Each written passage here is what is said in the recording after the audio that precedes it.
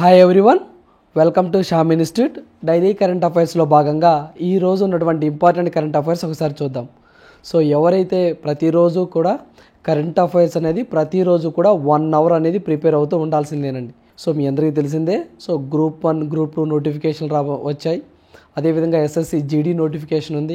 అదేవిధంగా సెంట్రల్కి సంబంధించినటువంటి కొన్ని ఎగ్జామ్స్ కూడా కమింగ్ సూన్లో రాబోతూ ఉన్నాయండి. సో వీటన్నిటికీ కూడా సో ఏ ఎగ్జామ్కి వెళ్ళినా సరే కరెంట్ అఫైర్స్ అనేవి సో ప్రతి ఎగ్జామ్లో కూడా ఉంటాయి. కాబట్టి వీటన్నిటిని అంటే అన్ని ఎగ్జామ్ పాయింట్ ఆఫ్ వ్యూలో దృష్టిలో పెట్టుకొని మీకు కరెంట్ అఫైర్స్ అందించడం జరుగుతుందండి. సో ప్రతి ఒక్క ఆస్పిరెంట్స్కి మళ్ళీ చెప్తున్నామండి. సో మనము ఎగ్జామ్కి ముందు 10 డేస్ ముందు లేకపోతే 1 వీక్ ముందు ఏదో ఒక పుస్తకం చదువుతాము అంటే కరెంట్ అఫైర్స్ వర్కౌట్ అవ్వదు. సో దయచేసి ప్రతిరోజు కూడా కరెంట్ అఫైర్స్కి 1 అవర్ కేటాయించండి. ఆఫ్టర్ దట్ అది పెంచుకుంటూ పోవాలండి. మనకి ఎగ్జామ్ దగ్గరకు వచ్చే టైంలో అది 2 అవర్స్ 3 అవర్స్ అలా పెంచుకుంటూ వెళ్తూ ఉండాలి. అదేవిధంగా సో ఈ వీడియోస్ చూస్తూ కొంతమంది నోట్స్ రాసుకున్న అభ్యర్థులు ఎవరైతే ఉన్నారో నోట్స్ రాసుకోవటం ఒక్కటే కాదండి, ఆ నోట్స్ని 3-4 సార్లు రివిజన్ చేస్తూ ఉండాలి. సో నిన్నేం రాసుకున్నాము, ఏం చదివాము, సో ఈరోజు కూడా నిన్నేం రాసుకున్నామో నిన్నేం చదివామో మళ్ళీ చదువుతూ ఉండాలి. అలా ఫస్ట్ పేపర్ నుంచి మళ్ళీ చదువుతూ ఈరోజు చదవాలి. మళ్ళీ అలా ప్రతిసారి అలా రివిజన్ చేస్తూ ఉండాలండి. అలా చేసినప్పుడు మాత్రమే యూస్ఫుల్గా ఉంటుంది. సో అంతే తప్ప ఓన్లీ విని వదిలేస్తే ఉపయోగం ఉండదు. సో మళ్ళీ చెప్తున్నానండి, రివిజన్. సో 1కి 3 సార్లు చదవాలి. ఒకసారి గుర్తుండదు, రెండోసారి కూడా గుర్తుండదు, మూడోసారి 4ఓసారి పర్ఫెక్షన్ వస్తుంది. సో అందువల్ల దయచేసి పుస్తకంలో కాదు మస్తకంలో ఉండాలి. ఆ విధంగా అలా ఉండాలి అంటే ఖచ్చితంగా మనం రివిజన్ చేయాలి. 1కి 2 సార్లు కరెంట్ అఫైర్స్ అనేవి చదువుతూ ఉండాలి. అదేవిధంగా మనం చెప్పే కరెంట్ అఫైర్స్ అన్నీ కూడాను జిఎస్కి లింక్ పెట్టుకొని చదవడం జరుగుతుందండి. అంటే ఒక కరెంట్ ఐటమ్ వచ్చినప్పుడు దాని బ్యాక్గ్రౌండ్ కూడా మీకు చెప్పడం జరుగుతుంది. సో అలా మీరు వినడం వల్ల, అలా మీరు చదవడం వల్ల మీకు తెలియకుండానే మీరు పాలిటీ, హిస్టరీ, ఎకానమీ, జాగ్రఫీ ఇండైరెక్ట్గా చదువుతున్నట్టే. దాని మీద కూడా మీకు మంచి కమాండింగ్ అనేది రావడం జరుగుతుంది.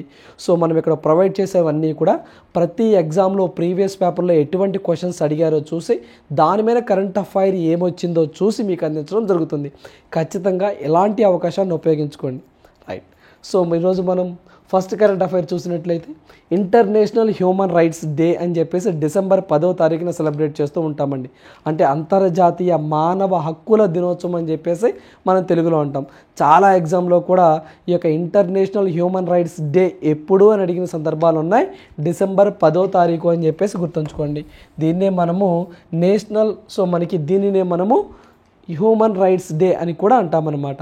అయితే 2023కి సంబంధించి దీని థీమ్ ఒకసారి చూసినట్లయితే 2023 ఇంటర్నేషనల్ హ్యూమన్ రైట్స్ డే యొక్క థీమ్ అండి freedom, equality and justice for all అనే థీమ్తో ఈ సంవత్సరము యునైటెడ్ నేషన్ జనరల్ అసెంబ్లీ వాళ్ళు దీని మీద కొన్ని కార్యక్రమాలు చేపడుతూ ఉంటారు. అంటే ఏవైతే మానవ హక్కుల యొక్క విశిష్టత ఏంటి, సో వాటిని ఏ విధంగా మనము పొందొచ్చు, ఇలాంటివి ప్రజల్లో కొంత అవేర్నెస్ కార్యక్రమాలన్నీ చేపడుతూ ఉంటారు. సో ఆ థీమ్ అనేది చాలా ఇంపార్టెంట్. సో ఏంటండి, freedom, equality and justice for all అనే థీమ్తో ఇంటర్నేషనల్ హ్యూమన్ రైట్స్ డేని సెలబ్రేట్ చేస్తూ ఉంటాం. అదేవిధంగా ఈ యొక్క ఇంటర్నేషనల్ హ్యూమన్ రైట్స్ డే ఈ యొక్క డేని యునైటెడ్ నేషన్ జనరల్ అసెంబ్లీ వారు 1948 నుంచి జరపాలని చెప్పేసి అప్పట్లో అడాప్ట్ చేసుకోవడం జరిగిందండి. సో అందువల్ల ప్రతి సంవత్సరం డిసెంబర్ 10వ తారీఖున సెలబ్రేట్ చేస్తూ ఉంటాం. దాంతోపాటుగా ఇక్కడ మనము United nation human rights council అని చెప్పేసి ఒక సంస్థ అండి. ఇది యునైటెడ్ నేషన్ జనరల్ అసెంబ్లీకి అనుబంధంగా పనిచేస్తున్నటువంటి ఒక సంస్థ. దీని గురించి కూడా మనం ఎగ్జామ్ పాయింట్ ఆఫ్ వ్యూలో చూద్దాం.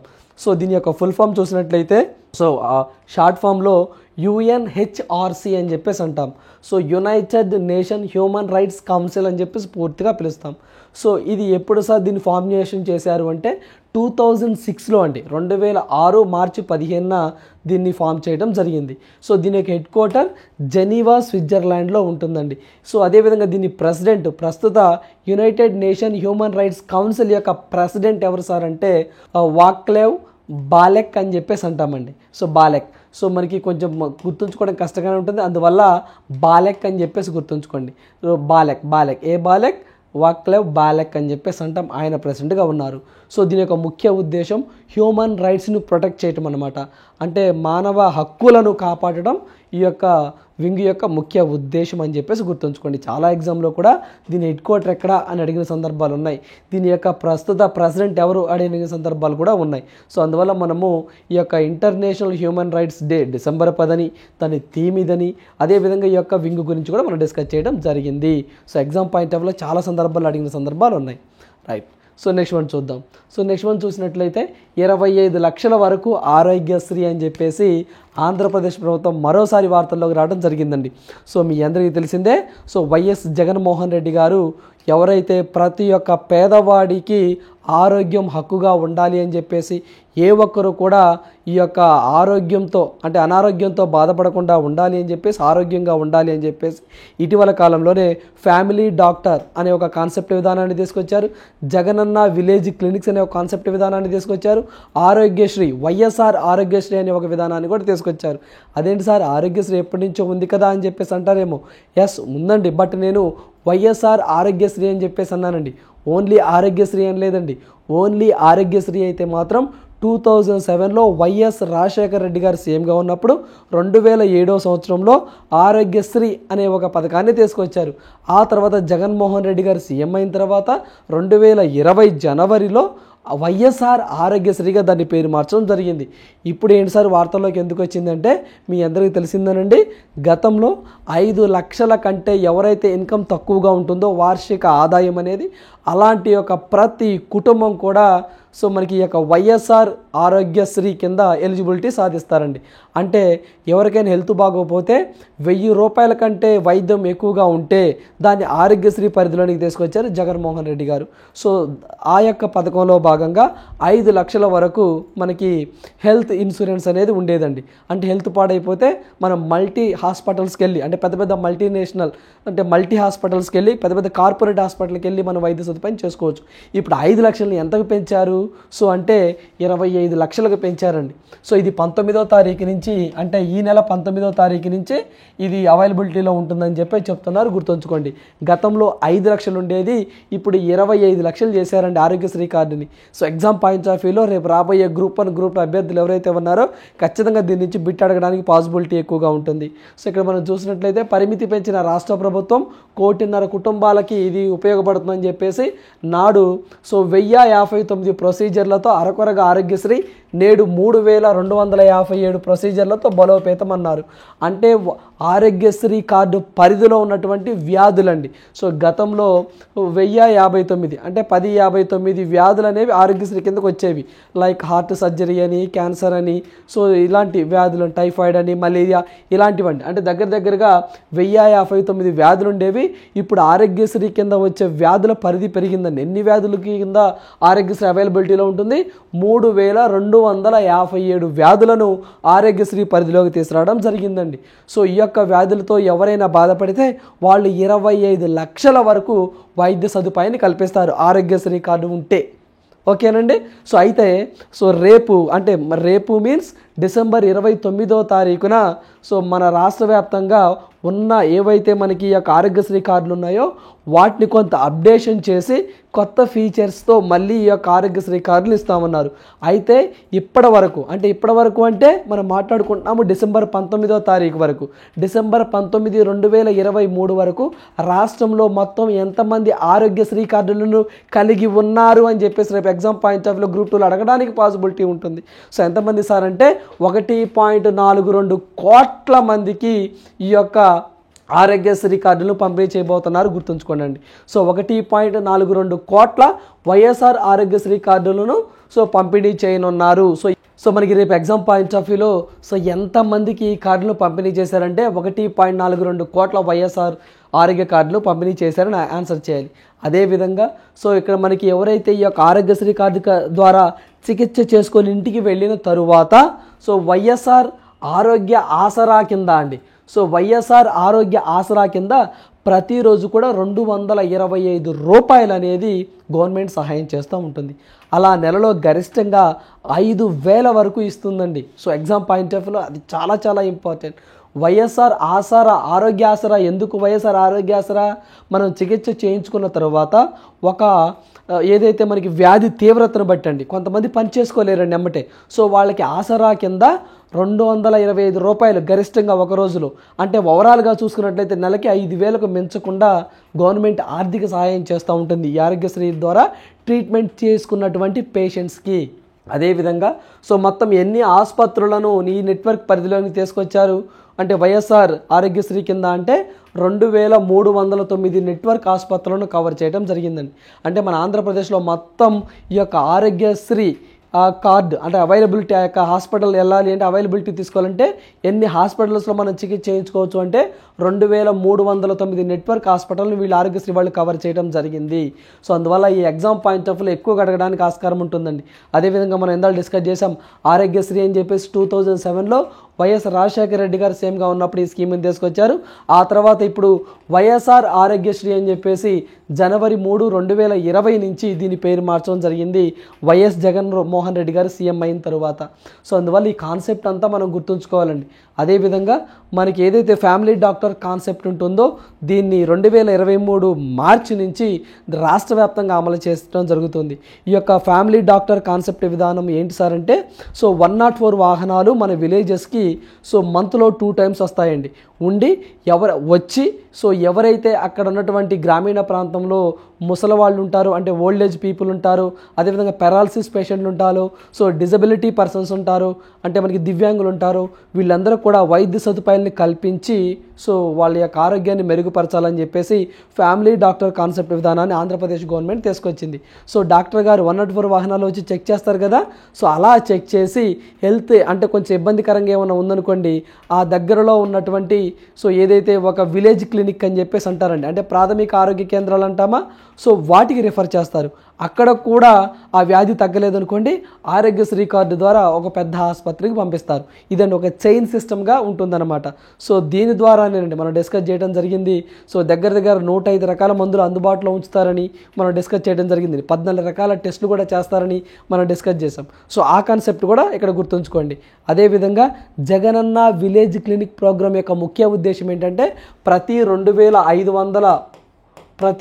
2,500 మందికి జగనన్న విలేజ్ క్లినిక్స్ అని చెప్పేసి వాటిని ఏర్పాటు చేసి వాటి ద్వారా వైద్య సదుపాయాలు కల్పిస్తారు. సో అక్కడ కూడా మనము ఈ యొక్క ఏదైతే ఇక ప్రాథమిక ఆరోగ్య కేంద్రాలు ప్రైమరీ హెల్త్ కేర్ సెంటర్స్ ఉంటాయో వాటికి ఈ యొక్క జగనన్న విలేజ్ క్లినిక్స్ అనేవి అనుబంధంగా పనిచేస్తూ ఉంటాయన్నమాట. సో ఇది కాన్సెప్ట్ అండి గుర్తుంచుకోవాలి. సో ఇది ఆరోగ్యశ్రీకి లింక్ చేసుకుని మనం ఓవరాల్గా క్వశ్చన్ ఎలా అడిగినా మనం ఆన్సర్ చేయగలగాలి. This is all about Aarogyasri. So మళ్ళీ దీనికి ఎలిజిబిలిటీ ఏంటి అండి, సో ఎవరి ఆదాయం అయితే సంవత్సరానికి 5 లక్షల కంటే తక్కువ ఉంటుందో వాళ్ళు ఆరోగ్యశ్రీకి ఎలిజిబుల్. గుర్తుంచుకోండి 5 lakhs ఇన్కమ్ అనేది సంవత్సర ఆదాయం తక్కువగా ఉండాలి.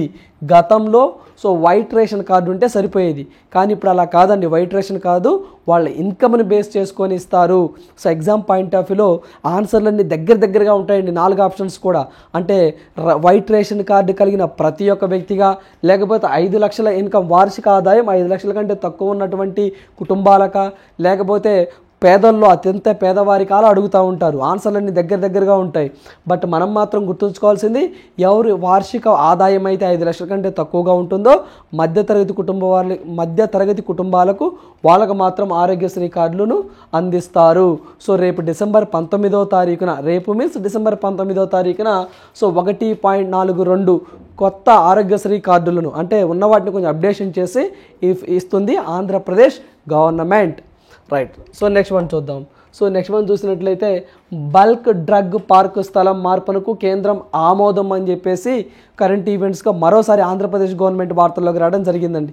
సో మన భారతదేశంలో ఫార్మాస్యూటికల్ ఇండస్ట్రీస్ని అభివృద్ధి చేయాలనే ఉద్దేశంతో కేంద్ర ప్రభుత్వము 3 బల్క్ పార్కులను అంటే ఏం పార్కులు సార్ అంటే అవి డ్రగ్ పార్క్స్ అని చెప్పేసి అంటామండి, వీటిని ఏర్పాటు చేస్తామని ప్రకటించింది. ఎందుకు ఎక్కువగా మనం చైనా నుంచి కొంత మెడిసిన్ అనేది మన భారతదేశంలోనికి ఇంపోర్ట్ అవుతుందండి, దిగుమవుతుంది. దాన్ని కట్టడి చేయాలి అని మేక్ ఇన్ ఇండియా భాగంగానే మనమే స్వతహాగా ఈ యొక్క ఫార్మాస్యూటికల్ ఇండస్ట్రీని అభివృద్ధి చేసుకోవాలి అని చెప్పేసి గుజరాత్, హిమాచల్ ప్రదేశ్, ఆంధ్రప్రదేశ్ ఈ 3 రాష్ట్రాలకి బల్క్ డ్రగ్ పార్క్స్ అని చెప్పేసి ఏర్పాటు చేస్తామని చెప్పేసి కేంద్ర ప్రభుత్వం 2020 సంవత్సరంలో సో ఒక స్టేట్మెంట్ ఇవ్వడం జరిగిందండి.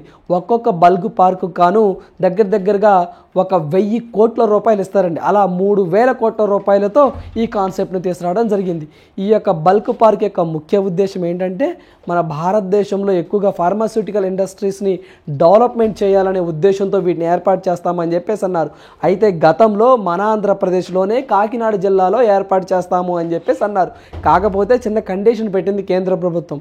ఏంటి సార్ ఆ కండిషన్ అంటే మీరు బల్క్ పార్క్ పెట్టండి, బట్ అది ఖచ్చితంగా రాష్ట్ర ప్రభుత్వం యొక్క భూమిలోనే పెట్టాలి, అంటే రాష్ట్ర ప్రభుత్వానికి సంబంధించిన ల్యాండ్లోనే పెట్టాలి అని చెప్పేసి కండిషన్ తెచ్చింది. సో అందువల్ల కాకినాడలో సరిపడంత ల్యాండ్ లేదట.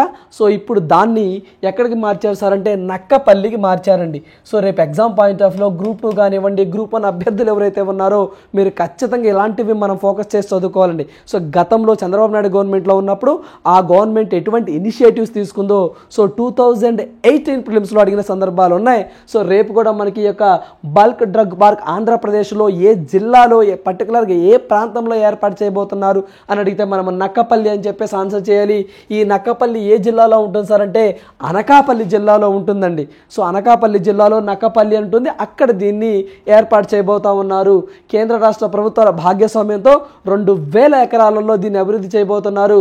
2,190 కోట్లతో ఈ యొక్క ఫార్మా పరిశ్రమను ఏర్పాటుకు మౌలిక సదుపాయాలు కల్పిస్తాము అని చెప్పేసి అన్నారండి. సో 2,190 కోట్లతో దీంట్లో 1,000 కోట్లు అనేది కేంద్ర ప్రభుత్వం ఇస్తుంది. గుర్తుంచుకోండి, వెరీ ఇంపార్టెంట్. 1,000 కోట్లు అనేది కేంద్ర ప్రభుత్వం ఇస్తుంది. సో మనకి ప్రత్యక్షంగా 30,000 మందికి ఉద్యోగాలు, పరోక్షంగా ఒక 40,000 మందికి 40,000 మందికి జీవనోపాధి కూడా కలుగుతుంది అని చెప్పేసి కేంద్ర రాష్ట్ర ప్రభుత్వాలు చెప్పడం జరిగింది.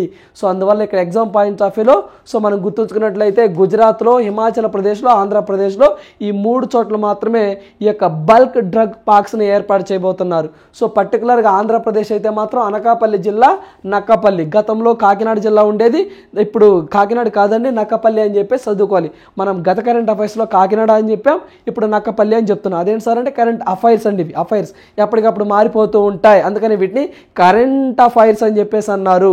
అదేవిధంగా సో ఈ యొక్క బల్క్ డ్రగ్ పార్క్స్ అనేవి ఈ ప్రాజెక్ట్ని ఏ మినిస్ట్రీ వాళ్ళు రెగ్యులేట్ చేస్తారు సార్ అంటే ministry of chemical and fertilizer వాళ్ళు వీరి యొక్క పార్క్స్ని ఏర్పాటు చేయబోతా ఉన్నారు 3,000 కోట్ల రూపాయలతో.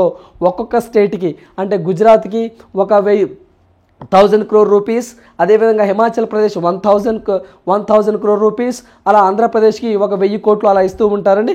మిగతాది రాష్ట్ర ప్రభుత్వాలు భరాయించాలి. సో ఎందుకు సార్ అంటే ఔషధ రంగం అంటే ఫార్మాస్యూటికల్ ఇండస్ట్రీస్ని అభివృద్ధి చేయాలి. ఇక్కడి నుంచే మెడిసిన్ తయారు చేసి వివిధ దేశాలకు ఎక్స్పోర్ట్ చేయటం దీని యొక్క ముఖ్య ఉద్దేశం.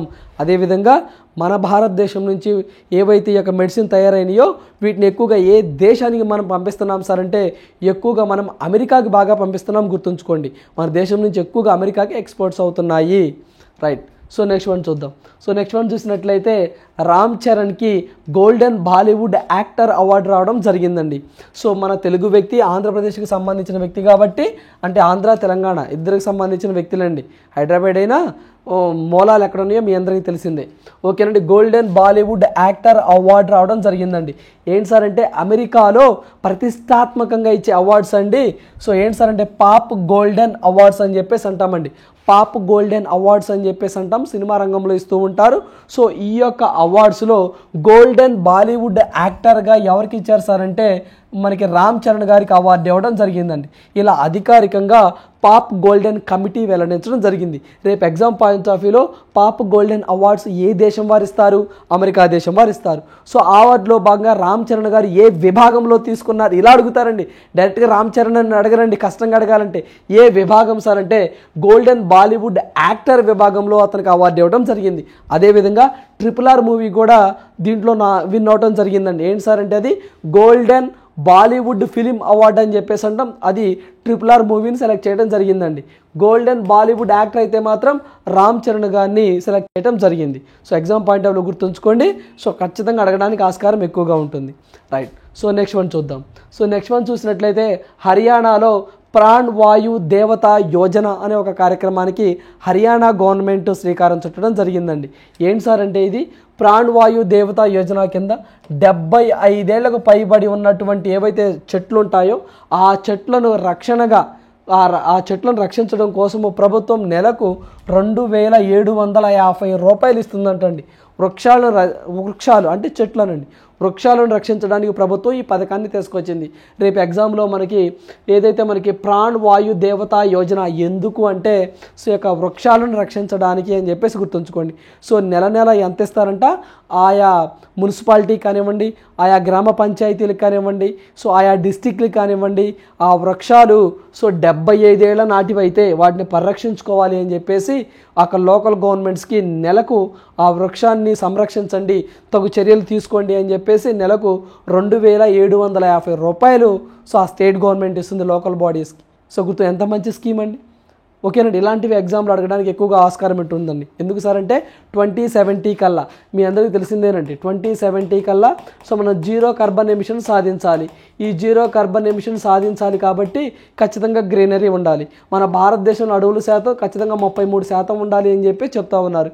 సో దాంట్లో భాగంగానే ప్రతి రాష్ట్రం కూడా ఇలా ఇనిషియేటివ్ తీసుకున్నట్లయితే ఖచ్చితంగా మనము COP28 సమావేశంలో ఏవైతే మనం మాట్లాడుకున్నామో అంటే 2070 కల్లా జీరో కార్బన్ ఎమిషన్ సాధిస్తామని టార్గెట్ పెట్టాం కదా, అది ఖచ్చితంగా అచీవ్ అవుతాము అని చెప్పి చెప్తా ఉన్నారు. సో అందువల్ల మనకి ఎగ్జామ్ పాయింట్ ఆఫ్ వ్యూలో ఎగ్జామ్లు అడగడానికి నెలకు ఎంత ఇస్తారు అని చెప్పేసి అడుగుతారు, 2750 రూపాయలు ఇస్తారు. సో ఎన్ని సంవత్సరాల పైబడిన వృక్షాలకు ఇస్తారు, 75 ఏళ్ళు పైబడినటువంటి వృక్షాలకు. సార్ దాని వయసు ఎలా తెలుస్తుంది సార్ అంటారేమో, సో దాని వయసును కూడా ఫైండ్ అవుట్ చేయొచ్చండి. సో రికార్డులో గవర్నమెంట్ వాళ్ళు చెప్తారు, సో కొన్ని వృక్షాలకైనా అలా చెల్లిస్తూ ఉంటారు. ఓకేనా, రైట్. సో ఏ ప్రభుత్వం తీసుకొచ్చింది, హర్యానా. మనోహర్ లాల్ ఖట్టర్ సీఎంగా ఉండడం జరిగింది. బేటీ బచావో బేటీ పడావో స్కీమ్ అక్కడే లాంచ్ చేశారు. దాని నుంచే మనకి ఏదైతే సుకన్య సమృద్ధి అకౌంట్ రావడం జరిగింది. ఎందుకు సార్ అంటే అక్కడే మనకి లింగ రేషియో, సెక్స్ రేషియో చాలా తక్కువగా ఉంది 2011 సెన్సస్ ప్రకారం. అందువల్ల అక్కడ బేటీ బచావో బేటీ పడావో అనే స్కీమ్ని తీసుకురావడం జరిగింది పానిపట్ అనే ఏరియాలో. సో గుర్తుంచుకోండి హర్యానా అనగానే, రైట్. సో నెక్స్ట్ వన్ చూద్దామండి. సియాచిన్లో తొలి మహిళా మెడికల్ ఆఫీసర్గా గీతికా కౌల్ అని చెప్పేసి ఒక ఆమె రావడం జరిగిందండి. సో మీరు కరెక్ట్గా అంటే కొంచెం ఆలోచన చేయండి. మనం ప్రిలిమ్స్ పాయింట్ ఆఫ్ వ్యూలో సియాచిన్కి సంబంధించి ఒక మహిళా ఆఫీసర్ వచ్చిందని, ఆమె రాజస్థాన్ స్టేట్కి సంబంధించినామని మనం డిస్కస్ చేసాం. మీరు ప్రిలిమ్స్ పాయింట్ ఆఫ్ వ్యూలో కూడా చదివారండి. సో ఆ పేరు ఒకసారి గుర్తు చేసుకునే ప్రయత్నం చేస్తూ ఉండండి అంతలోకి. సో ఏంటి సార్ అంటే ఇది సియాచిన్లో తొలి మహిళా మెడికల్ ఆఫీసర్గా గీతికా కౌల్ అనే ఆమె రావడం జరిగిందండి. సో గతంలో మనం డిస్కస్ చేసాం. సో ఏదైతే సియాచిన్లో అక్కడ ఒక చెక్ పోస్ట్ ఉంటుందండి, కుమార్ చెక్ పోస్ట్ ఉంటుంది. అక్కడ ఒక మహిళకు పోస్టింగ్ ఇవ్వడం జరిగిందండి. అది అక్కడ ఎప్పుడు కూడా మేల్ డామినేషనే ఉండేదండి. అంటే సియాచిన్ అంటే సముద్ర మట్టం నుంచి దగ్గరగా 15,631 మీటర్లు ఎత్తులో ఉండేదని, సో అన్ని వేల అడుగుల ఎత్తులో ఉండేదని, సో అక్కడ గస్తీ కాయటం అంటే మనం డ్యూటీ చేయటం అంటే చాలా కష్టమని మనం చెప్పుకున్నాం. సో అక్కడ ఎక్కువ మేల్ డామినేషన్ ఉండేదని. ఇప్పుడు ఒక వ్యక్తి వచ్చారండి, ఆమె పేరే మనము శివా చౌహాన్ అని చెప్పేసి మనం మాట్లాడుకున్నామండి గతంలో. ఆమె ఎవరు సార్ అంటే సో ఈమె వచ్చేసరికి first women officer operationally deployed at Kumar post అని చెప్పేసి అక్కడ ఒక చెక్ పోస్ట్ అండి. సో సియాచిన్ గ్లాషియర్ అనేది మనకి పాకిస్తాన్కి బోర్డర్లో ఉంటుంది. ఆ యొక్క కుమార్ పోస్ట్లో ఒక మహిళా ఆఫీసర్గా రావడం జరిగింది, ఒక ఆమె వేయడం జరిగింది. ఆమె శివా చౌహాన్ అని. ఈ శివా చౌహాన్ గారు రాజస్థాన్కి సంబంధించినామని మనం డిస్కస్ చేసాం. So prelims mains exam point of వ్యూలో ఇప్పుడు ఎవరు మెడికల్ ఆఫీసర్ అండి. అంటే అక్కడ ఉన్నటువంటి సైనికులకి ఏమైనా ఇబ్బంది వచ్చిందనుకోండి, గాయపడ్డారనుకోండి, వాళ్ళకి ట్రీట్మెంట్ చేయాలి కదా, అలా ఒక మెడికల్ ఆఫీసర్ని నియమించారు. ఆమె పేరే గీతికా కౌల్ అని చెప్పేసి మనం గుర్తుంచుకోవాలండి. సో చూడండి, సముద్ర మట్టానికి 15,000 అడుగుల ఎత్తులో, కరెక్ట్గా చెప్పాలంటే 15,631. సో అని చెప్పేసి పూర్తిగా చెప్తామండి. అంటే 15,631 అడుగుల ఎత్తులో ఉండే ఈ ప్రాంతంలో ఏడాది పొడవునా గడ్డ కట్టే చలి ఉంటుంది. మరి ఆ చలిలో డ్యూటీ చేయడం అంటే కష్టం కదా. సో అందువల్ల మెన్నే కాదు, విమెన్ కూడా ఈక్వలే. ప్రతి దాంట్లో మెన్తో పాటు మేము కూడా సమానమే అని చెప్పడం దీని యొక్క ముఖ్య ఉద్దేశంలా కనిపిస్తూ ఉంది. సో ఓన్లీ మెయిల్ మాత్రమే పనిచేస్తారనడానికి లేదండి. సో ఎటువంటి పరిస్థితుల్లో అయినా మేము కూడా చేసే సత్తా మాకుందని చెప్పేసి ఇటీవల కాలంలో మహిళలు నిరూపిస్తున్న నేపథ్యాన్ని మనం ఇక్కడ గమనిస్తూనే ఉన్నాం. సో అందువల్ల మీకు సియాచిన్ గ్లేషియర్ అనగానే 2 మహిళల పేర్లు గుర్తు రావాలి. వాళ్ళల్లో ఒక వ్యక్తి ఎవరు సార్ అంటే శివా చౌహాన్ గారు. ఈమె కుమార్ పోస్ట్ దగ్గర ఉన్నటువంటి ఒక మహిళా అధికారిని. ఇప్పుడు వచ్చినటువంటి గీతికా కౌన్సిల్ ఎవరు సార్ అంటే గీతికా కౌల్ ఎవరు సార్ అంటే ఈమె మెడికల్ ఆఫీసర్ అని చెప్పేసి గుర్తుంచుకోండి ఎగ్జామ్ పాయింట్ ఆఫ్ వ్యూలో.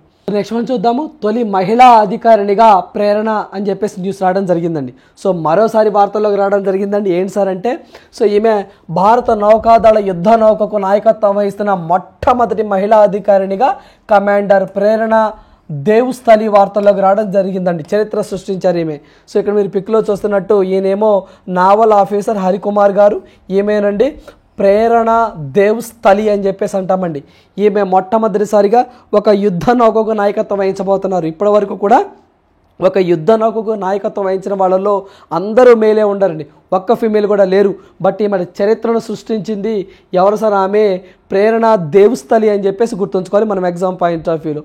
సో అయితే దీనికి సంబంధించి ఏదైతే మనకి ఈ యొక్క నేవీ చీఫ్ అడ్మిరల్ ఎవరైతే హరికుమార్ గారు ఉన్నారో ఈయన అఫీషియల్గా ఆమె నియమించడం జరిగిందండి. అయితే ఈమె ఏ యుద్ధ నౌకకి కెప్టెన్గా ఉండబోతున్నారు సార్ అంటే ఐఎన్ఎస్ వార్షిప్ త్రికంఠ్ అని చెప్పేసి అంటామండి. ఈ యొక్క త్రికంఠ్కి ఈమె నాయకత్వం వహించబోతా ఉన్నారు. గుర్తుంచుకోండి, ఎగ్జామ్లు అడగడానికి పాసిబిలిటీ ఉంటుంది. సో ఇందాక మనం డిస్కస్ చేసినట్టు ఇద్దరు మహిళలు అండి, గీతికా కౌల్ అండ్ శివా చౌహాన్. అదేవిధంగా ఇక్కడ మనకి ప్రేరణ దేవుస్థలి అనగానే మీకు ఐఎన్ఎస్ మనకి ఏదైతే మనకి త్రింకట్ గుర్తు రావాలి, గుర్తుంచుకోండి. ఈమె నావల్కి ఒక వార్షిప్కి హెడ్గా నియమించడం జరిగింది. ఆ పేరు గుర్తుంచుకోండి, ఈ యొక్క వార్షిప్ పేరు గుర్తుంచుకోండి సరిపోతుంది. ఇటీవల కాలంలోనే మొట్టమొదటి మహిళలు అనే అంశం మీద మళ్ళీ ఇంకోసారి మీకు గుర్తు చేసే ప్రయత్నం చేస్తాను. ఒకసారి జాగ్రత్తగా వినండి. కొంచెం వాయిస్ అనేది కొంచెం ఇబ్బందికరంగా ఉందండి. చిన్న థ్రోట్ ఇన్ఫెక్షన్ రావడం జరిగింది. బట్ అయినా సరే మీ కంటెంట్ ఎక్కడా తగ్గకూడదనే ఉద్దేశంతో ఇంకోసారి గుర్తు చేసే ప్రయత్నం చేస్తున్నాను. జాగ్రత్తగా వినండి. ఇవన్నీ కూడా మీ దగ్గర ఉన్నవే. ఇంకొకసారి మీకు గుర్తు చేసే ప్రయత్నం చేస్తున్నాను. కొంచెం జాగ్రత్తగా వినండి. ఏంటి సార్ అంటే ఖచ్చితంగా మనకి ఇలాంటి మహిళలు వచ్చినప్పుడు లాస్ట్ టైం మనకి ఎస్ఐ మెయిన్స్ ఎగ్జామ్లో కూడా ఒక బిట్ రావడం జరిగిందని మహిళలకు సంబంధించి మొట్టమొదటి మహిళ అనే అంశం మీద. ఇప్పుడు మీకు కొన్ని గుర్తు చేసే ప్రయత్నం చేస్తాను చూడండి. మన దగ్గర ఉంటాయండి, బుక్లో ఉంటాయి, బట్ అవి ఒకసారి చదవాలి కదా. మీరు ఇలా వినడం వల్ల మీ ఇంకోసారి చదివినట్టు రివిజన్ అయినట్టు ఉంటుంది. అవేంటి సార్ అంటే ఇప్పుడు మనం ముగ్గురు మహిళలు అండి. ఎవరు ఆ ముగ్గురు మహిళలు? ప్రేరణ దేవస్థలి చదువుకున్నాం, అదేవిధంగా ఇక్కడ మనకి శివా చౌహాన్ చదువుకున్నాం, అదేవిధంగా గీతికా కౌల్ చదువుకున్నాం. గీతికా కౌలు మెడికల్ కౌలు ఓకేనండి. శివా చౌహాన్ కుమార్ సియాచిన్, అది గుర్తుంటుందండి. అంటే వీళ్ళిద్దరూ సియాచిన్లో ఇద్దరు రావాలి. వాళ్ళల్లో కౌల్ అనగానే మెడికల్ గుర్తు రావాలి. ఏమి గుర్తుంటే ఆటోమేటిక్గా శివా చౌహాన్ గుర్తుంటారు. ఇప్పుడు వచ్చేసరికి ఏ స్థల్? దేవుస్థల్, ప్రేరణ దేవుస్థల్. దేనికి స్థల్? కంత్కి, త్రికంత్కి ఆమె హెడ్. ఇప్పుడు నెక్స్ట్ ఇప్పుడు చూసినట్లే కొంతమంది మహిళలు గీతా రాణా అని చెప్పేసి ఒక ఆమె వార్తల్లోకి వచ్చారండి. ఎవరు సార్ గీతా రాణా అంటే ఫస్ట్ ఉమెన్ కమాండర్ అండి. ఉమెన్ కమాండర్ దేనికి సార్ అంటే ఈఎంఈకి. ఈఎంఈ అంటే ఎలక్ట్రానిక్ మెకానికల్ ఇంజనీర్కి హెడ్గా రావడం జరిగిందండి. దీన్ని మనం 2023 జనవరిలో ఈమె మొట్టమొదటి అపాయింట్మెంట్ అవ్వడం జరిగిందండి. ఏంటి సార్ ఈ యొక్క ఎలక్ట్రిక్ మెకానికల్ ఇంజనీర్ అనేది? ఇది ఒక డిఫెన్స్లో భాగంగా ఒక వింగ్గా పనిచేస్తూ, డిఫెన్స్ మినిస్ట్రీ కింద ఒక వింగ్గా పనిచేస్తూ ఉంటుందండి.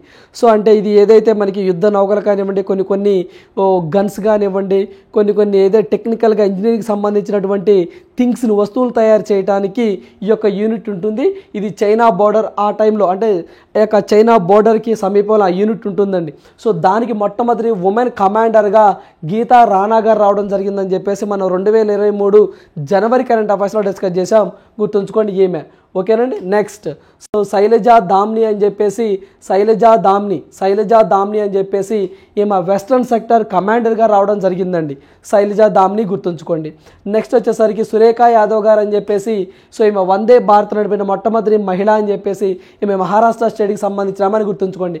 అదేవిధంగా త్రిపుర అనగానే మీకు డెబోలినా రాయ్ గుర్తు రావాలండి. త్రిపురకి సంబంధించి మొట్టమొదటి అసిస్టెంట్ లోకో పైలట్ త్రిపుర స్టేట్కి అయితే త్రిపుర స్టేట్కి అయితే మాత్రము డెబోలినా రాయ్ అనే మహిళ రావడం జరిగిందండి. ఏమైతే మాత్రం సురేఖ యాదవ్ వందే భారత్ నడిపిన మొట్టమొదటి మహిళ మహారాష్ట్ర. అదేవిధంగా రత్నప్రభ అని చెప్పేసి ఈమె ఆంధ్రప్రదేశ్కి సంబంధించి స్టేట్ ఫినాన్స్ కార్పొరేషన్గా 5th స్టేట్ ఫినాన్స్ కార్పొరేషన్గా రావడం జరిగింది. గతంలో ఈమె పద్మా యూనివర్సిటీకి మహిళా ఛాన్సలర్ కూడా పనిచేస్తున్నారు. ఈమె ప్రజెంట్ ఆంధ్రప్రదేశ్కి సంబంధించి ఫినాన్స్ కమిషన్గా ఉండడం జరిగింది. అదేవిధంగా దిల్మా రోసెఫ్ అని చెప్పేసి ఈమె new development bank, it is also known as bricks bank అని చెప్పేసి అంటాం. So bricks bank a new development bank. ఆ న్యూ డెవలప్మెంట్ బ్యాంక్కి ప్రెసిడెంట్గా రావడం జరిగింది దిల్మా రోసెఫ్. సో ఈ దిల్మా రోసెఫ్ ఎవరు సార్ అంటే బ్రెజిల్ కంట్రీకి సంబంధించిన ఆమె. గతంలో బ్రెజిల్కి ఈమె ప్రెసిడెంట్గా చేస్తున్నారు. సో దిల్మా రోసెఫ్ గుర్తుంచుకోండి. అదేవిధంగా ఇక్కడ మనకి సంజిత చౌహాన్ అని చెప్పేసి ఒక ఆమె వార్తల్లోకి రావడం జరిగిందండి. ఈమె స్పోర్ట్స్ పర్సన్, వెయిట్ లిఫ్టర్ అండి. మణిపూర్ స్టేట్కి సంబంధించిన ఆమె. సో ఈమె ఇటీవల కాలంలో డ్రగ్స్ తీసుకున్నారని చెప్పేసి సో ఈమెని వెయిట్ లిఫ్టర్ నుంచి ఒక 4 ఏళ్ళు నిషేధించడం జరిగింది. ఈమె ఒక ఆమె వార్తల్లో ఉంది. అదేవిధంగా ప్రీతి అగల్యమని ఐఐటి మెడ్రాస్ అండి. సో ఐఐటి మెడ్రాస్ అని చెప్పేసి టాంజానియా దేశంలో జాంజీబార్ ద్వీపకల్పంలో దీని యొక్క క్యాంపస్ని పెట్టడం జరిగింది. దానికి మొట్టమొదటి మహిళా డైరెక్టర్గా ప్రీతి అగల్యాని నియమించడం జరిగిందని చెప్పేసి మనం కరెంట్ అఫైర్లో డిస్కస్ చేసాం. సో ఇవే కాకుండా మనం ఇటీవల కాలంలో చూసినట్లయితే మనకి ఏదైతే మనకి కజీరంగా నేషనల్ పార్క్ మొట్టమొదటి ఉమెన్ ఫీల్డ్ డైరెక్టర్గా మనకి సోనాలి ఘోష్ అనే ఒక ఆమె వచ్చిందని చెప్పుకున్నాం. సెబీకి సంబంధించి securities exchange board of India మొట్టమొదటి డైరెక్టర్ జనరల్గా మాధవి పూరి బచ్ అనే ఆమె వచ్చిందని చెప్పుకున్నాం. అదేవిధంగా పవర్ ఫైనాన్స్ కార్పొరేషన్కి సంబంధించి పరమేంద్ర చోప్రా అని మొట్టమొదటి మహిళా డైరెక్టర్గా ఒక ఆమె వచ్చిందని చెప్పుకున్నాం.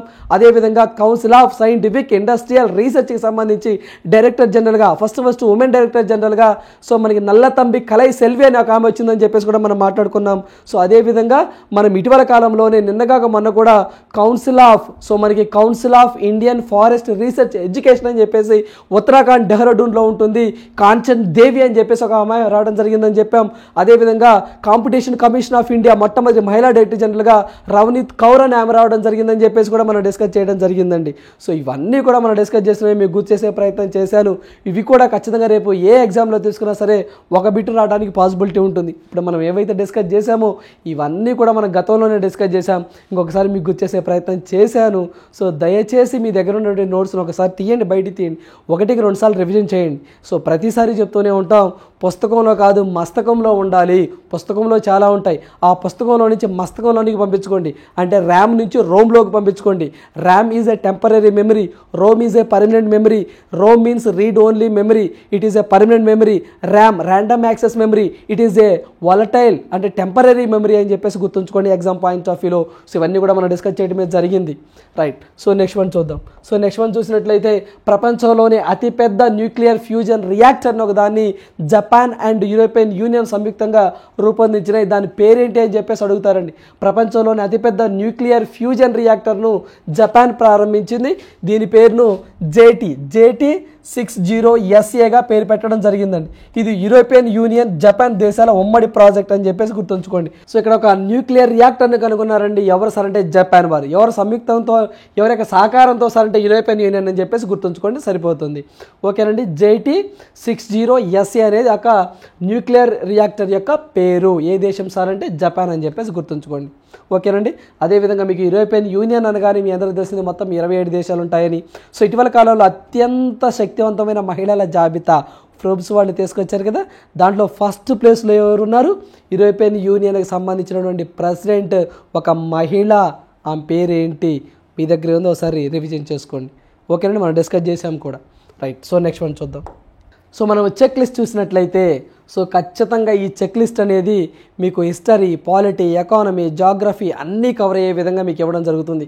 సో గతంలో ఎక్కువగా ఫ్రీక్వెంట్గా కొన్ని ఐటమ్స్ పైన ఎగ్జామినర్ అడుగుతున్న సందర్భాలు ఉన్నాయి. సో అందువల్ల వాటిని దృష్టిలో పెట్టుకొని మీకు అందించడం జరుగుతుందండి. సో ఈరోజు కూడా ఇది ఇన్ జనరల్గా హిస్టరీ పాయింట్ ఆఫ్ వ్యూలో చూడొచ్చు, లేదా కల్చరల్ ఈవెంట్స్లో పార్ట్గా కూడా మనం చూడవచ్చు అనమాట. ఏంటి సార్ అంటే ఇది రైతులు తమ వ్యవసాయ పనుల్ని ఏరువాక పున్నమి నుంచే ప్రారంభిస్తారు. ఏరువాక పున్నమి సో ఎవరి యొక్క స్టేట్లో దీన్ని ఈ పేరుతో పిలుస్తారు సార్ అంటే ఆంధ్రప్రదేశ్ అని చెప్పేసి అంటారండి. సో ఆంధ్రప్రదేశ్ అని చెప్పేసి అంటారు, గుర్తుంచుకోండి. ఎరువాక పాట కూడా ఉంటుందండి. ఎరువాక సాగాలో అన్నో చిన్నరన్న అని ఒక పాట కూడా ఉంటుందండి. అంటే రైతులు ఆనందంతో వర్షాలు పడ్డాయని చెప్పేసి వాళ్ళ యొక్క పనిముట్లను, వాళ్ళ యొక్క జంతువులు ఏవైతే మనకి లైక్ ఆవులు కానీ, ఆ వ్యవసాయానికి ఉపయోగించే ఎద్దులు కానివ్వండి, వీటిని పూజించి సో ఒక ప్రకృతి దేవతని ఆరాధిస్తూ పంటలు బాగా చేతికి రావాలని చెప్పేసి ఒక ఉత్సవంలాగా సెలబ్రేట్ చేసుకుంటూ ఉంటారు. సో ఏరువాక పున్నమి అంటాం దాన్ని ఆంధ్రప్రదేశ్లో. ఇదే కన్నడలో ఏమని పిలుస్తారు సార్? వాళ్ళైతే మాత్రము కారుణి పబ్బం అని చెప్పేసి పిలుస్తాము. కన్నడలో అయితే మాత్రం కన్నడిగులు కారుణి పబ్బం అని చెప్పేసి అంటారు. అదే మహారాష్ట్రలో రైతులు కృషి ఉత్సవం అని చెప్పేసి పిలుస్తూ ఉంటారు. అదే ఉత్తర భారతదేశంలో అంటే నార్త్ ఇండియాలో చాలా స్టేట్లో కూడా హల్ యజ్ఞ దివాస్ అని చెప్పేసి పిలుస్తారు. చూడండి, సో ఇవన్నీ కూడా ఎగ్జామ్లో అడగడానికి ఆస్కారం ఎక్కువగా ఉంటుందండి. పర్టికులర్ గ్రూప్ 2 లాంటి ఎగ్జామ్లు ఎక్కువగా అడుగుతున్న సందర్భాలు ఉన్నాయి. సో మనకి ఏరువాక పున్నమి అని చెప్పేసి అంటాం. ఏరువాక పున్నమి ఏపీ. సో మనకి కారుణి పబ్బం కన్నడ, మహారాష్ట్ర కృషి ఉత్సవ్, భారతదేశం నార్త్ ఇండియాస్లో అయితే మాత్రం హల్ యజ్ఞ దివాస్ అని చెప్పేసి పిలుస్తారు.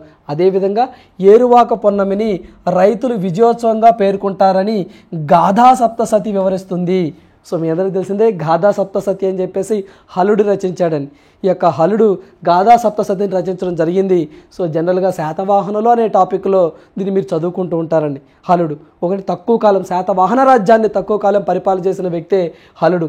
గాథా సప్తసతిలో తెలుగు పదాలు అత్త, దుత్త ఇలాంటి పదాలు కూడా ఎక్కువగా ఈ యొక్క గాథా సప్తసతి నుంచే ఉన్నాయని చెప్పేసి సో ఇన్ జనరల్గా కూడా మనం శాతవాహనుల టాపిక్లో చదువుకుంటూ ఉంటాం. ఓకేనండి. సో ఖచ్చితంగా వీటిని బాగా గుర్తుంచుకోండి. ఏరువాక పున్నమి రైతు యొక్క విజయోత్సవంగా పేర్కొంటారు అని చెప్పేసి ఏ గ్రంథంలో వివరించారంటే గాథా సప్తసతి. ఈ గాథా సప్తసతిని రచించింది ఎవరు? హలుడు. రైట్. సో నెక్స్ట్ మనం చూద్దాం. Question for you. ఈ ప్రశ్న మీకోసమే. Who has become the first Indian to operate the Mars rover with the National Aeronautics and Space Administration? NASA వాళ్ళకి సంబంధించినటువంటి ఒక మార్స్ రోవర్ని ఎవరు సార్ ఇటీవల కాలంలో ఆపరేట్ చేశారు అంటే సో మనకి అక్షిత కృష్ణమూర్తి అని చెప్పేసి అంటామండి. అక్షత కృష్ణమూర్తి అని చెప్పేసి అంటామండి. సో ఇవ్వండి ఈ రోజు ఉన్నటువంటి ఇంపార్టెంట్ కరెంట్ అఫైర్స్. సో ప్రతి ఒక్క అభ్యర్థి కూడా అండి మళ్ళీ చెప్తూనే ఉంటాం. సో ఇప్పటి నుంచే కరెంట్ అఫైర్స్ చదవడం అలవాటు చేసుకోండి. సో అది ఒక రెగ్యులర్ ప్రాసెస్ అండి. అప్పుడప్పుడు చదువుతామంటే కుదరదు. సో ఖచ్చితంగా ఇవన్నీ కూడా మీ యొక్క రాబోయే ఎగ్జామ్లు ఉపయోగపడతాయి. So thank you. All the best.